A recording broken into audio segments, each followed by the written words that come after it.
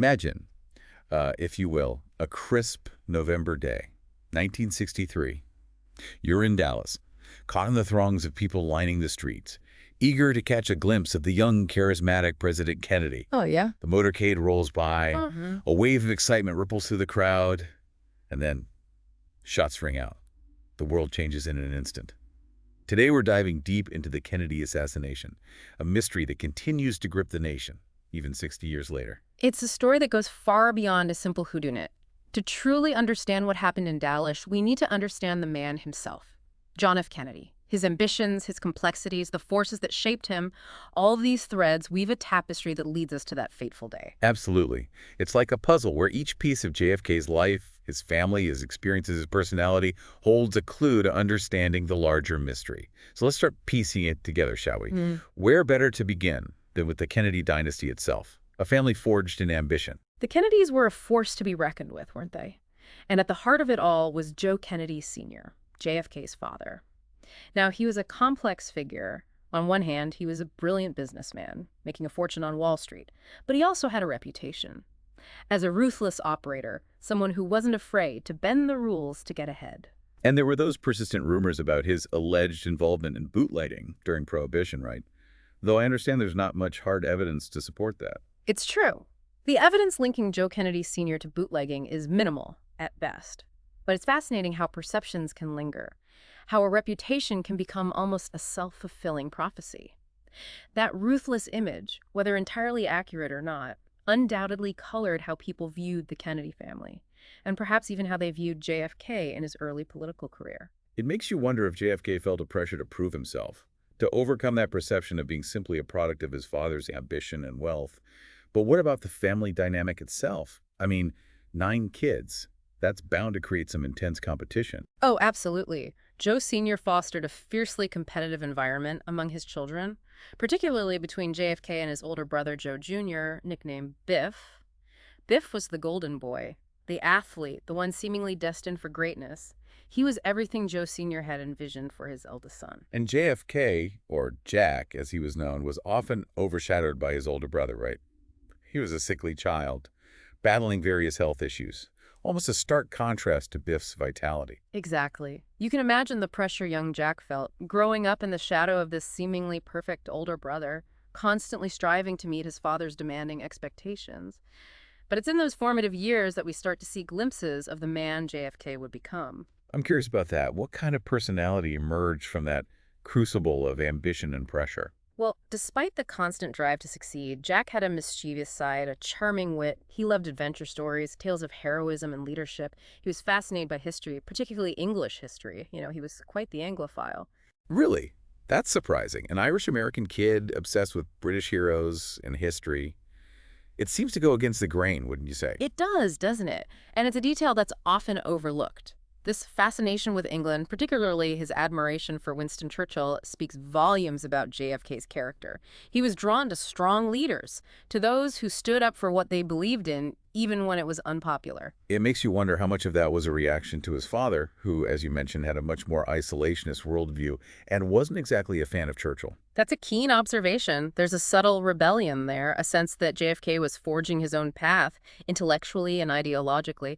But of course, we can't talk about Joe Sr.'s influence without addressing the elephant in the room, his rather notorious philandering. Ah, yes, the open secret. It makes you wonder how witnessing that kind of behavior shaped the Kennedy boys' views on fidelity, their own relationships later in life. It's a question that has intrigued biographers for decades. Some argue that Joe Sr.'s behavior normalized infidelity, created an environment where it was almost expected. And there's that infamous story about Joe Sr. carrying on an affair with Gloria Swanson, the actress, practically under the noses of his family. It's almost Shakespearean, the drama unfolding within this powerful family. It certainly paints a picture of a very different time, a different set of social norms. Indeed. And it's crucial to understanding the complexities of JFK's personal life, the challenges he faced in his own relationships. But before we delve into that, let's shift our focus back to JFK's own journey. His transition from a young man grappling with family expectations to a war hero stepping onto the world stage. Yeah, so let's talk about his wartime experiences. That seems like a pivotal chapter in his life, wouldn't you say? A Yeah. crucible where his character was truly tested. Absolutely. And it all begins when, after a somewhat unremarkable stint at Harvard, JFK, following the family tradition, enlists in the Navy. Soon enough, he finds himself commanding a PT boat in the treacherous waters of the South Pacific. And this is where the story takes a dramatic turn, right? It's here that JFK faces his greatest challenge, an ordeal that would not only shape his destiny, but also forever etch his name in the annals of heroism, the story of PT-109. Ah, yes. PT-109. In the dead of night, his boat is sliced in half by a Japanese destroyer. JFK and his crew are thrown into the churning sea, struggling to survive amidst the wreckage and the constant threat of enemy patrols. It's a scene straight out of a war movie, almost too incredible to believe, but it's in those desperate hours that JFK's true character shines through. He swims for hours, towing a wounded comrade, desperately searching for land. And then the iconic detail, the coconut. After days of clinging to life on a tiny island, JFK carves a message onto a coconut shell and entrusts it to two islanders who brave enemy waters to deliver it to Allied forces. This act of courage, this refusal to give up, leads to their rescue. It's the stuff of legends. And it's no surprise that this story, when it became public, catapulted JFK into the national spotlight. He became a symbol of courage, leadership, the embodiment of American resilience.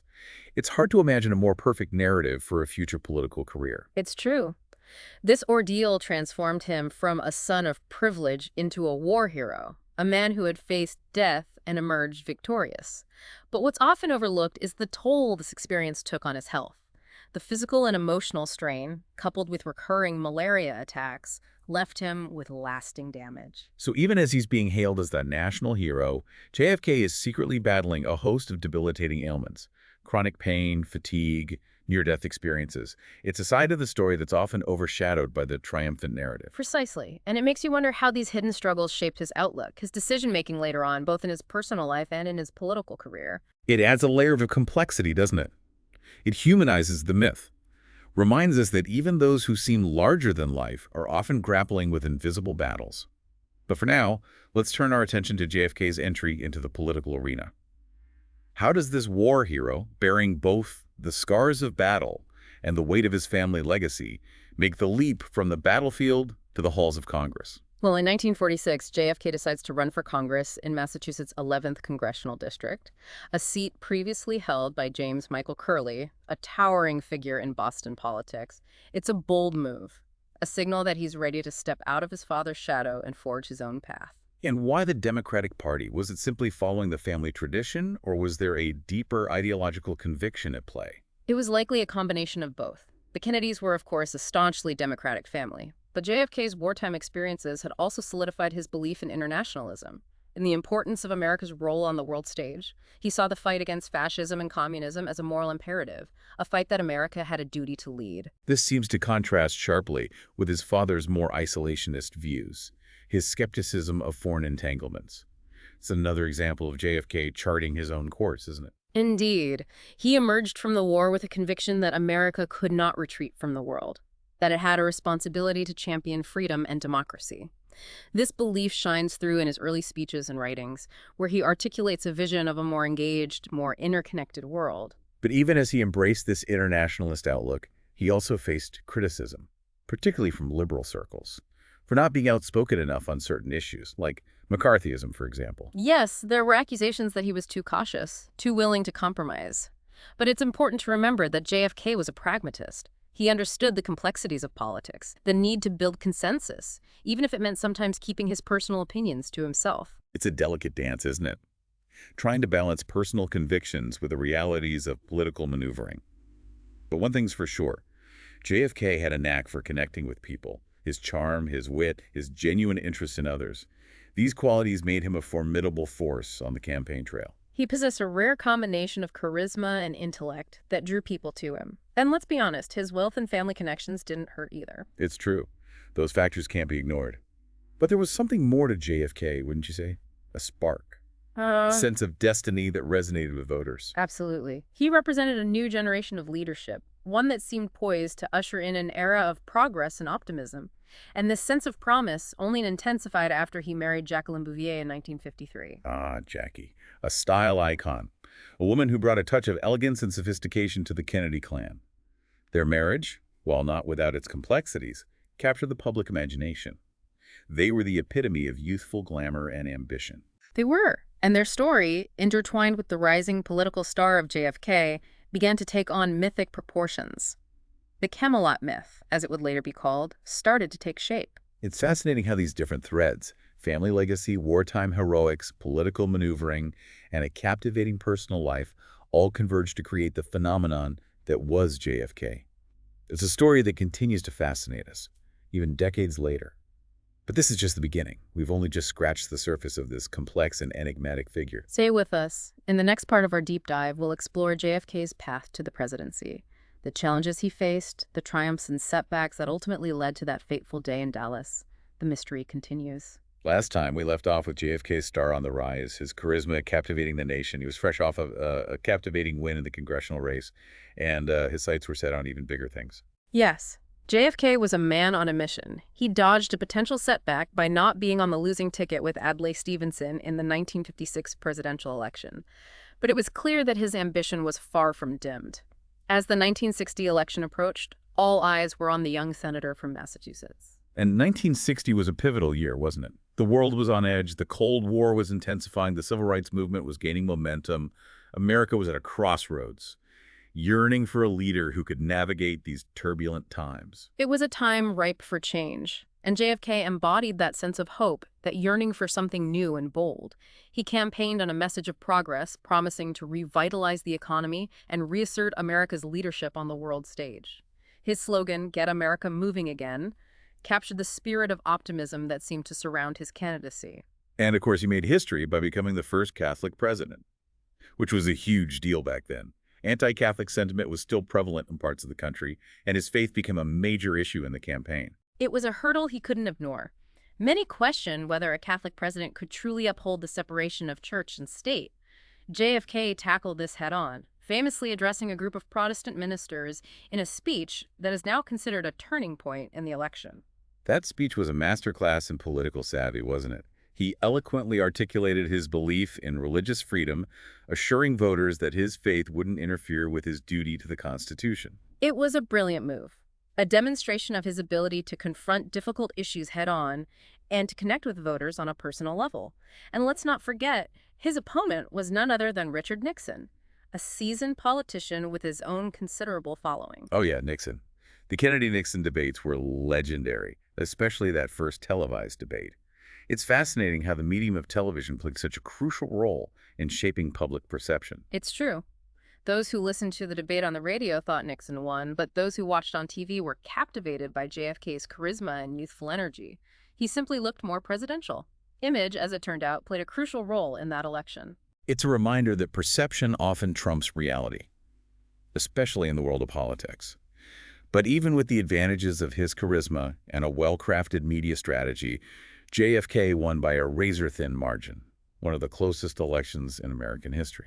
It was a nail-biter, a testament to how divided the nation was at the time. But in the end, JFK emerged victorious, carrying with him the hopes and expectations of a nation eager for a new era. So he finally achieves his lifelong dream of becoming president. The weight of the world is now on his shoulders. What were his priorities once he took office? What kind of agenda did he set forth for his administration? JFK entered the White House with a bold vision. He wanted to revitalize the economy, expand social programs, and assert American leadership on the world stage. It was an ambitious agenda, especially given the backdrop of the Cold War and the looming threat of nuclear conflict. And all this while dealing with his own personal health challenges behind the scenes. It seems almost impossible that he could juggle all of these competing demands. It's a testament to his determination, his resilience. But there were setbacks, of course. The Bay of Pigs invasion, which occurred just months into his presidency, was a major foreign policy blunder. That was a disaster, wasn't it? The CIA-backed attempt to overthrow Fidel Castro in Cuba turned into a humiliating defeat for the Kennedy administration. And it heightened tensions with the Soviet Union. It did. The Bay of Pigs debacle cast a shadow over JFK's early presidency, raising doubts about his leadership and his ability to handle the complexities of foreign policy. And then just a year later came the Cuban Missile Crisis, arguably the most dangerous moment in human history. The world held its breath as the United States and the Soviet Union stood on the brink of nuclear war. It's hard to imagine the pressure JFK must have felt during those 13 tense days in October 1962. It was a crucible that tested his resolve like nothing before. His handling of the crisis is still debated by historians. Some argue that he was too willing to compromise, while others praise his cool-headed diplomacy, his ability to avert a global catastrophe. Either way, it's clear that the Cuban Missile Crisis was a defining moment of his presidency.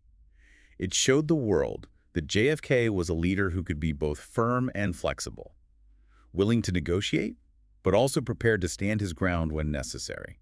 And despite the ever-present threat of nuclear annihilation, JFK managed to make significant strides on domestic issues as well.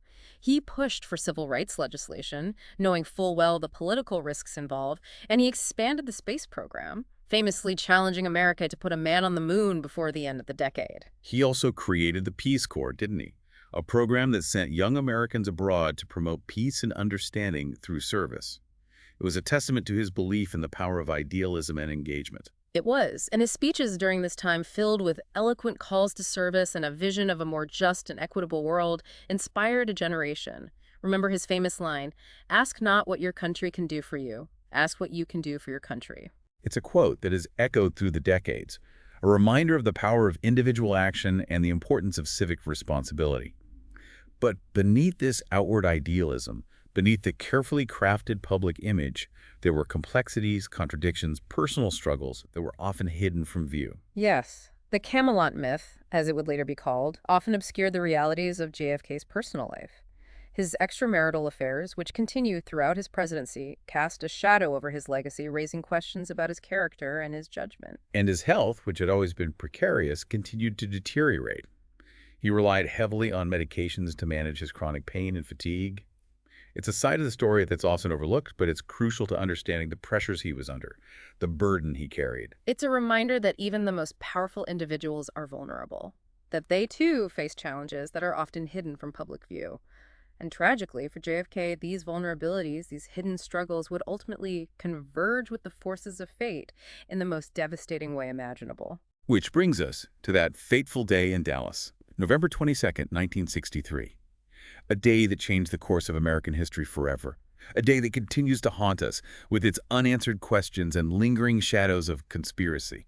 In our final part, we'll delve into the events leading up to the assassination, analyze the various theories, and try to make sense of this tragedy that continues to grip our collective imagination. We've journeyed through JFK's life, his complexities, his triumphs, and his struggles, and now we arrive at the moment that etched itself into the very fabric of American history.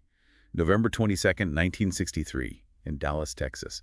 It's a date that still evokes a sense of shock and disbelief, even after all these years. It's a day that continues to haunt us, doesn't it? The images are seared into our collective memory, the motorcade, the cheering crowds, the sudden eruption of chaos, and that grainy footage endlessly replayed, analyzed as if we're all desperately searching for a clue, an answer that might unlock the mystery. And the question that lingers even after all this time is why?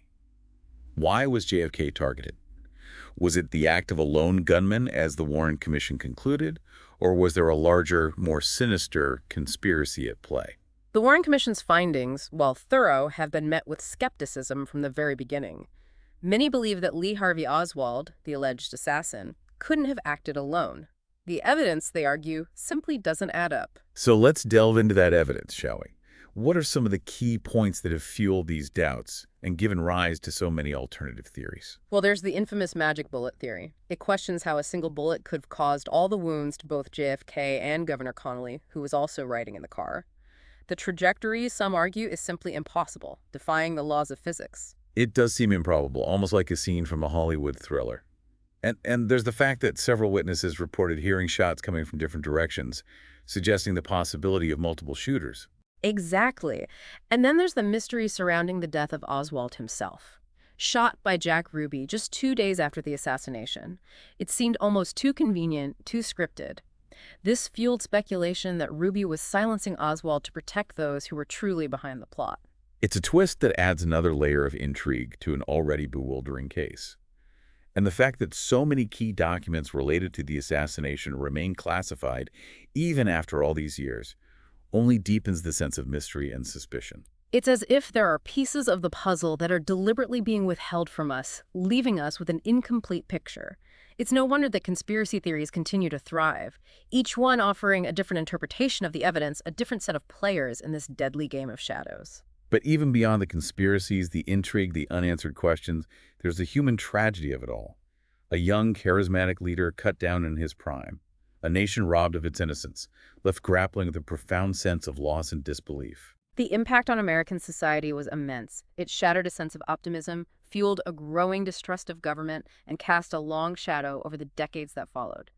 JFK's death became a turning point, a marker of a before and an after.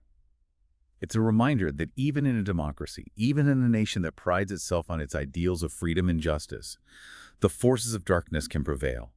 That chaos can erupt in an instant, shattering our illusions of order and control. And the enduring legacy of the Kennedy assassination is perhaps this, a haunting reminder of the fragility of life, the unpredictability of fate, and the enduring power of a mystery that may never be fully solved.